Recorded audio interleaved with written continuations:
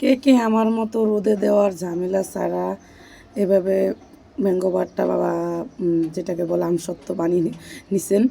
আমি কিন্তু এই বছর ফার্স্ট টাইম বানাইছি। এটা এত বেশি মজা ছিল। রোদে দেওয়ারও কোনো ঝামেলা নাই, কিন্তু এটা রোদে দেওয়ার ঝামেলা না থাকলে এটাকে মানে আপনারা সংগ্রহ করে রাখতে পারবেন না, দুজিও রাখতে হয়, বেশি দিন রাখা যায় না, এটা নর্মাল ফ্রিজে রাখতে হয়। তো এখানে আমি 4টা আম নিয়ে নিচ্ছি। আমগুলো খুব সুন্দর করে কেটে নিব। কেটে এটাকে আমগুলো সিদ্ধ করে নিব, যতটা সম্ভব আমগুলো ছোট ছোট করে কেটে নেবেন, তাহলে খুব তাড়াতাড়ি সিদ্ধ হবে। এখানে আমি বয়স দিচ্ছি, কিন্তু এখানে মসজিদে আজান শুরু হয়ে গেছে। তো এখানে দেখেন আমি অল্প একটু পানি, বেশি পানি দিইনি, অল্প একটু পানি দিয়ে ভালো করে সিদ্ধ করে নিছি। এটা সিদ্ধ হয়ে গেলে এটা ঠান্ডা করে আপনারা ব্লেন্ডার করে নিতে পারেন। তো আমার ব্লেন্ডারে ঝামেলা করতে মন চাইতেছিল না, সেই জন্য আমি ডাল গুটি দিয়ে গুটে নিয়েছি, খুব সুন্দর করে গুটে এটাকে একটা চালনি দিয়ে খুব সুন্দর করে ছেঁকে নিছি। ছেঁকে গেলে ওই কড়াইতে আমের পিউরিটা দিয়ে দিব, আর এখানে দিয়ে দিব আমি প্রায় 1 কাপের মতো চিনি। এখানে চিনিটা আপনাদের টেস্ট অনুযায়ী দিবেন, আপনাদের আমের পরিমাণ যতটা টক হবে চিনির পরিমাণ অতটাই লাগবে।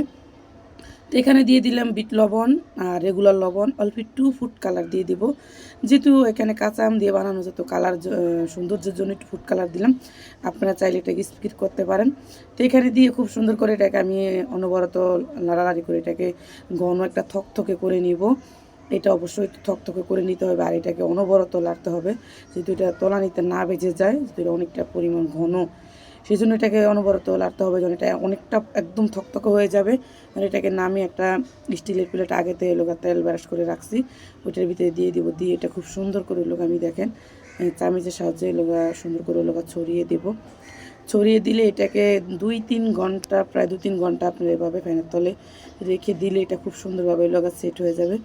আমার ছেলে তো আমার খাওয়ার জন্য অনেক বেশি বায়না ধরতেছে, আমি করো তো দেখে না, আমি মাঝখান থেকে এটাকে কেটে নিছিলাম।